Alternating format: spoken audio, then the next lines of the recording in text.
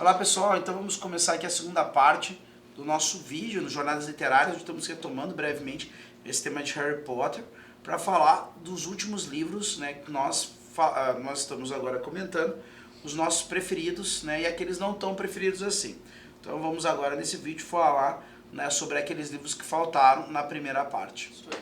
Pois muito bem, terceiro lugar para mim, né, então eu tenho aí já Já falei do nosso segundo, do sexto, Do quinto do quarto, e do quinto. do quinto, né? Temos aí então o Faltou pra ti o sétimo, o primeiro e o terceiro, né? terceiro. Então, nesse lugar tá também Pedra Filosofal. Pra ti em terceiro, no caso. Para mim, em terceiro lugar, né? Sem dúvida nenhuma. Primeiro que eu acho um livro de introdução muito bom, ele te apresenta o mundo mesmo. Até o filme atendeu bem a essa Eu gosto essa dinâmica dele. É aonde eu fui pego, não pelo livro, mas pelo filme. Eu nunca me esqueço que eu passei a gostar de Harry Potter no momento que eu vi a McGonagall apresentando as casas para eles. E isso que eu nem sabia muita coisa ou quase nada sobre essa questão de tipologia, de caracterologia, de fleumático sanguíneo, né, melancólico, colérico. Foi uma coisa quase que veio teu consciente. Exato. Tu pegou uma coisa que tava ali já, mas tu nem sabia exatamente o que era. Eu só disse assim, isso aí tá muito legal. Isso aí só pode ser uma história bacana. Né, me pegou aí. Depois eu lendo o livro, gostei mais ainda, achei muito bem escrito, muito gostoso. É o que o Mário falou, vai numa patada, rapidão. Né? Gostei de ela estar retomando, isso é sensacional, ela retomou ali, né, toda uma tradição, e uma tradição narrativa. Talvez as pessoas não conheçam, tá? Esse cara chamado T.H. White. É ele que escreve, considerada por alguns a saga definitiva do Rei Arthur. Rei que foi, Rei que será, se eu não me engano é o nome da saga toda, né? E aí ele tem um primeiro livro que é A Espada na Pedra, né? E aí são 5 livros na verdade. É esse cara que eu já comentei em algum outro lugar, que vai dizer que o Chesterton era o maior escritor inglês da língua inglesa vivo. Né? Esse cara é um escritor que chega e diz isso na situação da morte do Chesterton. Morreu o maior escritor da língua inglesa, né? Então, e ele faz uma coisa muito semelhante que a gente vai ver depois com Harry Potter, que é fazer a linguagem e os temas da história crescerem, desde um livro quase infanto-juvenil no primeiro, onde o Arthur ele é uma criança, para quem não conhece o Tate White, há um filme bastante famoso da Disney chamado E a Espada Era a Lei, tá? Bom filme. É baseado, pelo menos, né, nesse primeiro livro. Depois disso ele vai aumentando até chegar na parte mais sombria, até que o último livro, que é o livro de Merlin, é quase uma análise de filosofia da história, assim, né, a partir do... Então, bem interessante. Para mim a Rowling retoma isso. Então, tu percebe que ela está tratando de temas muito sérios da literatura como um todo, e mesmo da tradição literária, né, daquela região do mundo, que eu vou... Gente, a região do mundo que eu estou falando não é a Inglaterra, tá? A região do mundo que eu estou falando é o que a gente pode chamar de Bretanha, né, e Inglaterra do Sul. Né, aquela região ali de Somerset, ali até metade da Inglaterra, onde tem Stonehenge, essas coisas, e a parte norte ali do que é, né, ali o norte da França, né? Então existe ali meio que um códice literário chamado de Matéria da Britânia. Então acho que de alguma forma ela acaba retomando isso quando ela pega e coloca, é a figura do Dumbledore, que é uma figura merlínica, a gente poderia dizer isso com muita tranquilidade, que está ligado a um elemento, né, mágico medieval, que é a questão da pedra filosofal, que para mim praticamente substitui, né, uma outra demanda, né, talvez isso acho que é um gênio dela. Deixa eu deixar da coisa tão óbvia. Se ela colocasse um Graal na jogada, né, aí ia já tá entregue, né? Entendi. Né? Tem um amigo nosso, inclusive, que falou assim que existe um livro infanto-juvenil, né, que trata disso, né, as Crônicas de Avalon, né? Então, eu acho que ali ele ia entregar que ela estava fazendo uma paródia praticamente do ciclo arturiano. E quando ela tira o cálice e coloca a pedra filosofal, ela cria uma demanda, né? E uma demanda que depois vai aparecer, inclusive, com características cavalheirescas, se a gente vai olhar o que acontece com o Harry no segundo livro, né? Porque ele é considerado digno de tirar a espada, não mais da pedra, mas do chapéu, né? Sim. A história do cálice volta de maneira velada no Cálice de Fogo. No Cálice de Fogo, exatamente, né? Mas de novo escondido ali, né? Exato, mas pegando um aspecto do cálice muito pouco enfatizado, né? Como um elemento de juízo, né? Então, Exato. Porque na verdade o cálice julga, né? O cálice, se eu não me engano, é Percival que não vai poder tocar no cálice, que vê o cálice passando e não pode tocar. E depois Galahad, que é o homem de coração puro, pode tocar no cálice. Então o cálice como elemento de juízo, que é uma coisa que é pouco enfatizada, né? Claro. Então... É isso aí. E aí o teu terceiro qual é? Terceiro era o pra mim, e aí já se nota um elemento muito, provavelmente vai se notar um elemento muito pessoal, né, de análise pessoal e subjetiva, mas pra mim o terceiro é o sétimo, né, que talvez olhando de fora muita gente vai dizer, não, mas esse é o mais perfeito, né, é o que tem o desenlace e tal. Pra mim ele está em terceiro, eu acho ele um bom livro, né? Como eu li no original, né, em inglês, aí, né, eu li o sexto e o sétimo, né? Daí, claro, existe toda a questão da tradução e tudo. E pra mim, eu acho ele muito, acho que ela tentou fazer uma coisa tão foda ali, então ela carrega muito nas aliterações, assim, ela é uma escritora, né, quase chega a parecer um Alice no País das Maravilhas, o troço ali, né? Então é muito jogo sonoro de palavras, até às vezes em detrimento do próprio sentido da frase, né? Então eu acho que ele é um pouco forçado nesse sentido. Como eu não li o primeiro... Tem lembrança forte da leitura? Que tu queira citar algum exemplo disso? Não vou me lembrar porque faz muito tempo que eu li, mas eu me lembro definitivamente desse aspecto. Assim. Tem uma coisa que o pessoal na época tinha citado, que é a frase que aparece pro Harry, quando ele se dá conta do que ele tem que fazer com o pomo de ouro, que é open and the close. E daí que disseram que em português ficou um negócio... A falecida Lia Wheeler, ou Lia Wyler, né? Não sei como eu pronuncio o nome dela, né? Porque falecida já, que Deus a tenha em sua glória, né? Que teria que traduzir como abro no fecho, né? Eu não sei se é esse tipo de frase que tu vê assim, que ela quis fazer uma coisa e que depois ficou com sentido. Não, é um pouco isso, mas é mais a questão de ficar repetindo a mesma consoante na mesma frase, de uma forma muito... Fala de aliteração mesmo, quase como se ela tivesse feito um poema aliterativo em algumas partes. Isso, não é. Um verso aliterativo. Pra mim Pra quem não sabe o que é aliteração, pessoal, é uma forma de poesia onde você combina fortes e fracas, né, entre as consoantes de um mesmo verso ali, de um período assim. É diferente da nossa poesia em rima, né? Que rima no final uma palavra com a outra, né? É repetição também do mesmo som, mesmo né? Som. B, numa mesma frase ali, várias palavras, não necessariamente no mesmo lugar da palavra, né? Pode ser uma no meio, uma no final, mas que fique repetindo aquele som, né? Fique martelando. Então eu acho que ela quis fazer uma coisa literariamente muito exaltada e talvez tenha ficado exagerado, né? E outro defeito que eu acho, que eu vejo um pouco nesse livro, né? Tu vai falar bastante das qualidades depois, né? Então eu acho que ele é bom, né? E eu acho que é um final satisfatório para a história. Tem toda aquela parte bastante memorável do Snape, né? Toda aquela revelação bombástica ali, bastante carregada de emoção, né? Que chega num crescendo assim, no final, até que tu descobre qual é que era a verdadeira motivação dele e tal. Mas assim, um defeito que eu acho da história é que ela é muito perdida, ela não tem um cenário, né? É ao aberto, assim, né? Eles estão no campo em algum lugar, ninguém sabe onde. Isso eu já vi reclamarem também. Então assim, no quesito do cenário eu acho que é um pouco defeituoso, então parece que ela fica meio aérea, assim, a história, né? Meio perdida, assim.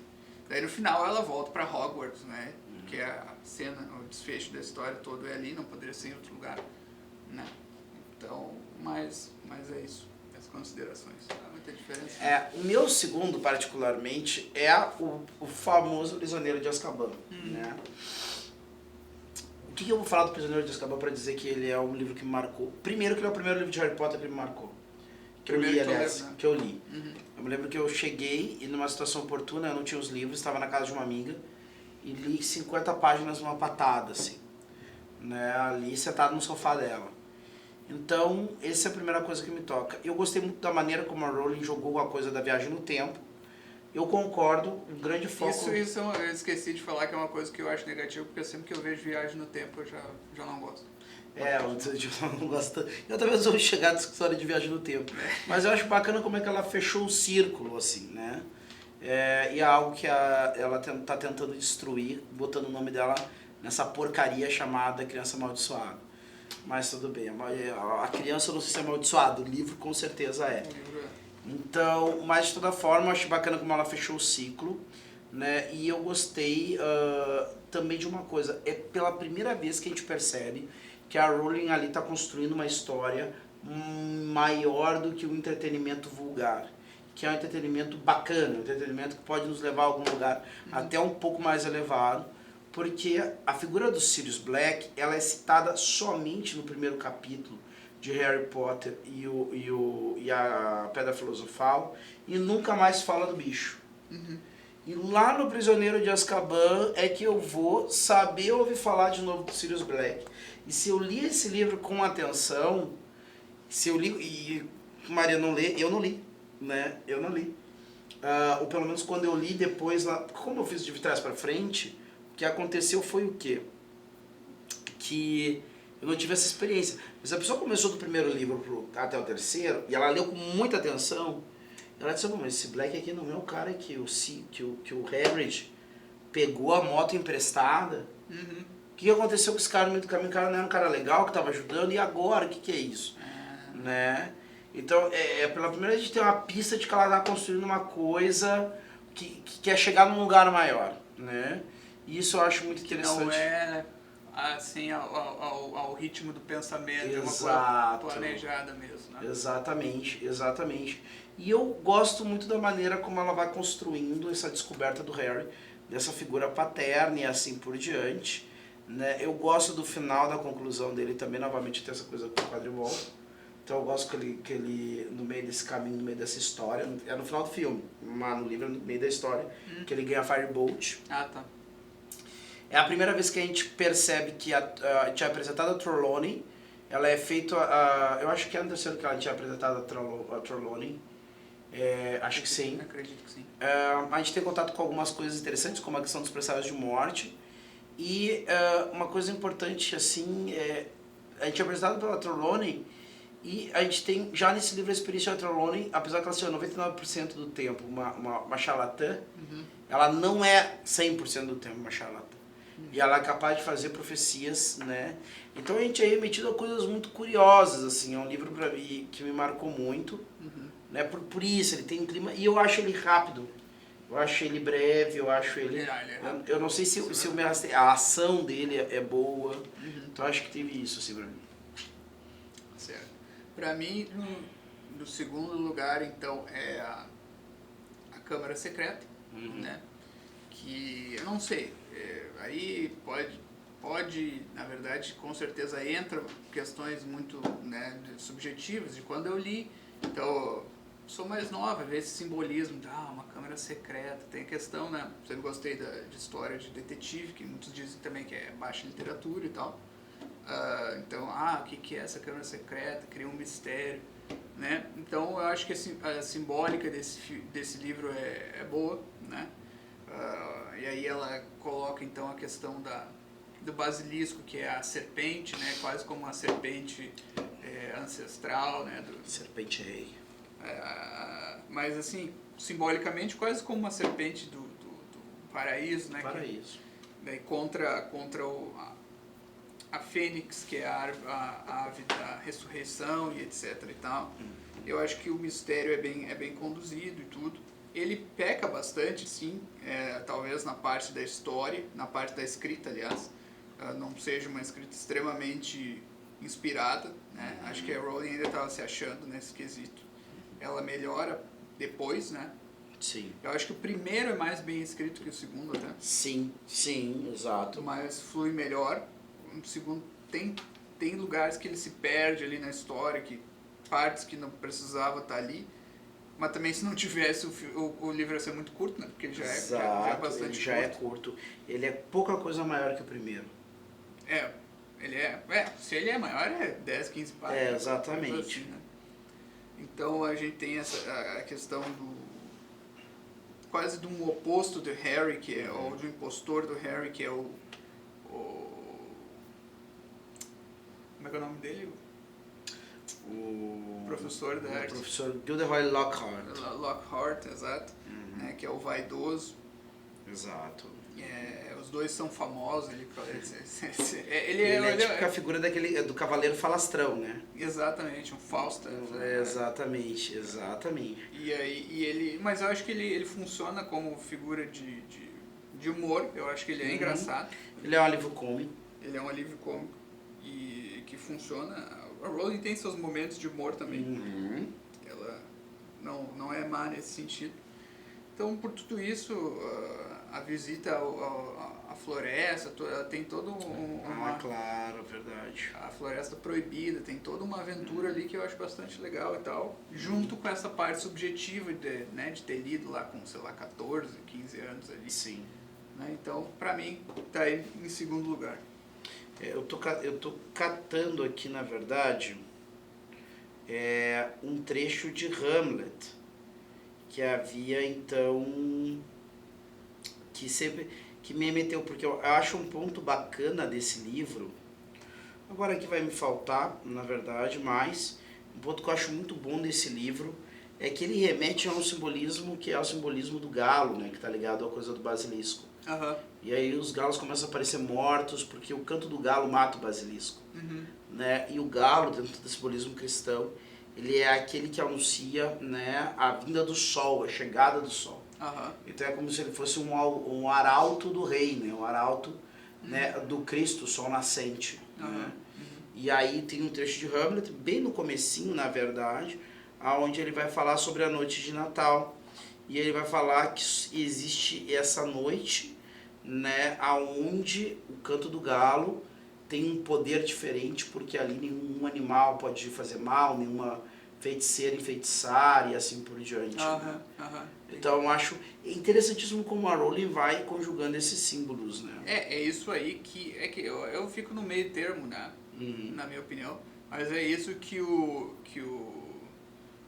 nosso querido Harold Bloom, é disso que ele reclama, né? Porque ele coloca como se ela fosse jogando ali e tal, só pra ficar mexendo no psicológico das pessoas, que são símbolos poderosíssimos que ela vai colocando ali, né? Mas eu acho que, na minha opinião, eu fico no meio termo. Ela consegue usar razoavelmente, né? Não chega a um nível de autoliteratura, tem muito de colocar ali porque ela sabe que é forte, ela sabe que vai causar uma impressão, mas eu acho que ela ainda se dá mais ou menos bem, né, manipulando esses símbolos. Tá? Eu vou ter pra mim como meu primeiro, como quem já tá prestando atenção reparou, né? O Relíquias da Morte, eu gosto muito, eu gosto já do começo do nome. Deathly Hallows, ela usa a palavra Hallows pra mim, nesse título já é muito bom. Ela usa uma expressão que é do anglo-saxão mais recuado, né? E nessa transição do anglo-saxão pro Old English pro Middle English, que é a coisa do Hollow, que pode ser tanto a coisa santa, como a coisa santificada ou tocada por aquilo que é transcendente e sobrenatural. É uma palavra ambígua. Antigamente a festa de Todos os Santos era chamada assim, não All Saints, mas All Hallows, certo? Então a palavra eu gostei muito, né? E tanto é que tem uma especificidade, uma ambivalência muito própria da língua inglesa, que ela teve que ajudar os tradutores de outras línguas para acharem opções nas suas línguas para traduzir. Para nós foi traduzido como relíquias, né? E eu acho que fica bem. Eu acho que tá legal, atende um pouco isso que ela queria, porque eu não estou falando de pessoas, estou falando de objetos que foram tocados por um sagrado de alguma forma, mas a gente tem o uso popular da coisa da relíquia, né? Então, isso é uma relíquia do futebol, isso é uma relíquia da gastronomia, isso é uma relíquia do não sei o que. Né? Então, santo, né? Exato, não tá mais só na coisa da relíquia do santo, né? Especificamente. Depois, outra coisa que eu gosto muito é porque a gente é apresentado nesse livro a questão de quem é o Dumbledore, né? E aí eu tenho um fechamento dessa figura, dessa personalidade do Harry. Tem uma parte que eu acho sensacional no sexto livro, que é quando o novo ministro da magia encontra o Harry e ele, né, diz assim, eu preciso que tu me conte certas coisas que tu estava fazendo com o Dumbledore antes dele morrer. E o Harry diz que não, e aí o ministro diz assim, né, eu vejo que você é por completo um homem de Dumbledore. Né? Essa coisa do Harry ter que fazer uma opção por confiar no mestre, né, apesar de todas as dúvidas que colocam para ele, e ele decidir até o final, ele assumir a caminhada do mestre, assumir essas coisas, e o caminho que ele faz gradualmente para se desprender a ideia de estar se salvando, né? Ou seja, chega uma hora que ele aceita que ele vai ter que morrer no meio da jogada, e aí então ele se prepara para deixar, né, o sucessor dele. Não é sobre ele, mas a história é sobre a continuidade e a destruição, a continuidade daquilo que o Dumbledore começou, né, e que ele soube morrer por aqui, desse por diante. Então eu acho muito bom, concordo com o Mário, pode ter uma barriga perfeitamente, essa coisa de pulando de um lado, pulando pro outro, não sei o que mais. Tem umas partes que a coisa ali eu acho que pode ficar meio enrolada. Então é claro que a coisa pode ficar aí, né, muito amarrada. Algumas pessoas vão ler o livro e vão sentir isso, porque se perguntam qual é o sentido de zanzar de toda essa forma. Mas eu acho que a partir do momento que as coisas se tornam, e talvez até, aqui é passagem de pano, tá, pessoal? Não tem que dizer assim, não, isso aqui é assim, eu vou forçar essa barra, mas eu sei que eu tô forçando a barra, certo? Vai nessa. De fato, esse período de indefinição dele, a coisa do... Porque começa a zanzar assim, é a busca da Horcrux, né? Dessas Horcrux que ele não sabe onde estão. Sim. Então talvez também sirva, né? Mas eu sei que provavelmente estou passando pano, né? Provavelmente também sirva, né, para refletir o momento em que o herói está perdido mesmo. Né? Ele vai lá e zanza. Só que daí ele tem que fazer o quê? Voltar às suas origens, né? Para tentar prescrutar onde é que está esse caminho para ele. Então ele sente esse chamado das origens, né? E aí tem uma das coisas que fazem eu gostar muito dessa história, que é ele chegar, né? E uma coisa importante também que eu acho em Harry Potter, que a grande festa de Harry Potter é o Natal. Não é o Halloween como alguns poderiam pensar. E ali ele chega, né, em Godric's Hollow, que é o lugar de origem de Dumbledore, o lugar de origem dele. Então também esse encontro da personalidade dele com a personalidade do mestre. E ele vai encontrar no meu cemitério o túmulo do pai e da mãe e o túmulo do Dumbledore, da família do Dumbledore. E no túmulo da família do Dumbledore está o epítome daquilo que o Dumbledore não poderia esquecer para evitar a tragédia da sua vida. Que é onde estiver o vosso tesouro, aí estará o vosso coração. Que é um trecho do Evangelho de São Mateus. E ali, na lápide dos pais do Harry, aí uma epígrafe também escolhida pelo Dumbledore. Importante, o Dumbledore escreve as duas epígrafes, né?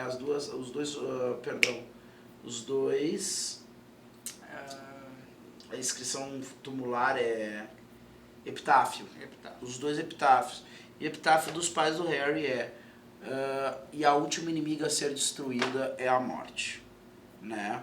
Ou seja, a própria questão da morte, a inimiga a ser destruída, e aí esse encontro com a questão das relíquias da morte, que é um puta simbolismo interessante. Sim, que até a gente deixou de falar, que de comentar um pouco mais a fundo isso, que é os três irmãos, na verdade, naquele episódio das origens ocultas do herói, que acabou não falando, né, que a origem do Harry é um desses irmãos, né, é o irmão que se escondeu. Né, a do Dumbledore parece ser a do cara que tem a varinha lá, né? A varinha das varinhas. E a origem do próprio Voldemort, né? Parece ser o irmão mais novo, que é o que é o anel da imortalidade, né? Que é a pedra. A pedra, né? Que depois vai parar no anel. Que vai parar no anel, exatamente. E aí é como se fosse, né, essas origens míticas, não é mítica, o termo certo seria lendárias, né? Lendárias, desses personagens e tal. E aí cada um tem, né, digamos assim, a linha, o mote familiar próprio, né? Então vai chegar no Voldemort, que é a perversão total dessa coisa de fugir da morte, né? Fugir da morte, exatamente, né? no mínimo, senão tem um apanhado de um legado simbólico, né? E aí a coisa de colocar o Harry nessa esteira, né? Da inimiga, que é a morte, né? Que tem que ser vencida. E como é que o Harry vai vencer a morte? Aceitando. Aceitando, então eu acho que assim que ali a Rowling entregou, na verdade, né, o que está no pano de fundo de toda a inspiração dela, que é o cristianismo enquanto narrativa literária, né? Não que o cristianismo seja narrativa literária, o cristianismo é uma narrativa histórica, mas que ela puxa os símbolos, né, apresentados na narração do Evangelho e coloca ela nessa figura de um salvador, né, que é o Harry. Salvador num sentido bem diminuído com relação... Bem diminuído. Fica claro que desde o começo, né? Porque no primeiro diálogo do Harry lá na Câmara, na Pedra Filosofal, o Dumbledore deixa muito claro que tipo de salvação o Harry pode dar para as pessoas. Lutar e lutar de novo contra o mal, né? Até que ele te deixe ele bem acuado. E eu acho isso genial. Né? E, assim, desde o começo a história deixa muito claro a salvação que o Harry pode oferecer, ou qualquer herói pode oferecer, é a salvação do seu tempo no muito, né? E aí, então, enfim, ela não tem como fugir, né? Talvez, algo me diz que ela tentou, pelo menos, esconder ou fugir um pouco, mas ela não consegue fugir desse simbolismo cristão que está ali no fundo, né? E ela acaba tendo que revelar eles, né? Ainda que por vias mais ou menos indiretas, né? E o teu primeiro, então, meu caro? É o que sobrou, né? Que é o príncipe, né? Em português, como é que ficou mesmo? O príncipe mestiço. Mestiço, né? Em inglês, né? Como eu li ele em inglês, né? Então eu tenho o título original do Half-Blood Prince. Half-Blood Prince. Né, que pra mim, assim... Tem outro livro também que teve um Half-Blood que traduziram diferente, né? Que eu não entendi aquela tradução também. Achei uma tradução muito esquisita. Que o Percy Jackson também tem o Half-Blood Camp. Né? E ali o Half-Blood Camp ele traduziu como acampamento meio sangue. Vou até confirmar aqui enquanto o Mário fala pra nós do livro predileto dele de Harry Potter se é realmente isso. É isso, a gente tava falando do... Mas aqui a tradução do Harry Potter, Príncipe Mestiço. Mestiço. A gente tava falando agora um pouco do Relíquias, né? E aí fica, né, ele, né, tem coisas muito positivas ali, mas pra mim elas estão plantadas principalmente no Príncipe, né? E ali pra mim ele é o mais bem escrito, né? Ele é o mais equilibrado nesse termo, em termos estilísticos, né? Na minha opinião, né? Tem muita coisa interessante, né? O mistério das Horcrux que começa a aparecer ali, e pra mim é descrito de uma forma muito interessante, meio macabra, meio misteriosa ali, né? Toda a peripécia, tem a cena do Harry com o Dumbledore na caverna, né? Até ele chegar lá, toda a explicação que o Dumbledore dá das origens nós conhecemos nesse livro as origens do Voldemort, né? Queira ou não queira. Estudo psicológico quase, né? Exatamente, um estudo psicológico ali. Nós temos então esse drama do Dumbledore que vai morrer, né? E ele parece muito calmo, né? Não sei se estava mesmo, né? Ou se realmente era essa alma tão madura que está pronta, exato, né? Parece que é, né? Mas é calmo até demais essa aceitação, né? Tem aquele dilema moral do Snape de estar matando o cara, mas tu não sabe, né? Ele é quase um Marco Aurélio, né? O Dumbledore. Isso, exatamente. Estoico, né? Exatamente. Então, mas tem essa questão do Snape que eu acho que fica muito interessante nesse filme, nesse livro, porque nós viemos assistindo essa dúvida, esse mistério do Snape, né? Por 6 livros, né? E ali ele chega no clímax, né? Ele é bom, ele é mau, ele é bom. E ali chega no momento que isso é praticamente possível tu dizer que ele é bom, né? A Rowling, ele mata o cara mais poderoso e o mais importante naquela luta até então, mais do que o Harry, né? Se for para pensar, até então, na luta contra o Voldemort, né? E aí parece que soluciona, não, no final ele era mal mesmo, né? E ela coloca de um jeito que fica tão bom que tu pega um ódio mesmo dele, né? Assim, não, realmente ele era mau, ele estava enganando esse tempo todo, enganou o próprio Dumbledore, né? Quem é esse cara? E aí, pra nota, talvez seja um mau entendimento meu, né? Eu não sei por que o nome do livro é Half-Blood Prince, né? Porque isso não parece ter muita importância para a história, o fato de que o Snape no passado era um cara que se identificava como príncipe mestiço. Tudo bem, o Snape é quase o personagem principal, ou um dos principais, porque ele mata o Dumbledore, né? Naquela cena fatídica. Mas não sei por que dá essa ênfase. Acho que é só um título mesmo, né? Só um título interessante para criar um mistério, né? Tinha que criar um codinome para esse codinome aparecer no livro de feitiços, aquele que o Harry pega emprestado. Exatamente. E deixar velado até o final. Né? Exatamente. Mas na hora que revela ali, né? Não faz tanta diferença, tá? Ele era o cara que o Harry utilizou o feitiço. Ele era muito mais importante como Snape do que como Half-Blood Prince. Sim, né? Exatamente isso. Mas então, pra mim é isso. Ele tem vários mistérios, né? O mistério do que o Draco tá fazendo, o mistério de que o Slughorn tá ocultando, né? Então, assim, pra mim é o melhor, né? De leitura e tal. Ainda que, talvez se for pegar os elementos que são revelados no último, né? Tenha coisa muito boa ali também, né, até simbolicamente superiores ao príncipe, mas no geral eu coloco esse como melhor. Perfeito, pessoal. Já temos aí 2 partes, né, na nossa conversa sobre os melhores, do melhor ao menos bom, vamos dizer assim, dos livros de Harry Potter. Espero que tenha apreciado, espero que tenha combinado aí. Acredito que no final das contas as listas não diverjam tanto. E eu acho que acabamos fazendo aí um arremate, né, uma espécie de sequência, né, um epílogo, né, da nossa conversa sobre Harry Potter. Isso, fica mantida aquela promessa que, né, se alguém se dispor a pagar o valor simbólico para ter um curso completo, livro a livro, nós podemos, né, com toda a pachorra do mundo, parar para pensar e mudar de ideia. Exatamente. Então era isso. Ficamos por aí? Ficamos por aqui e até a próxima. Até a próxima.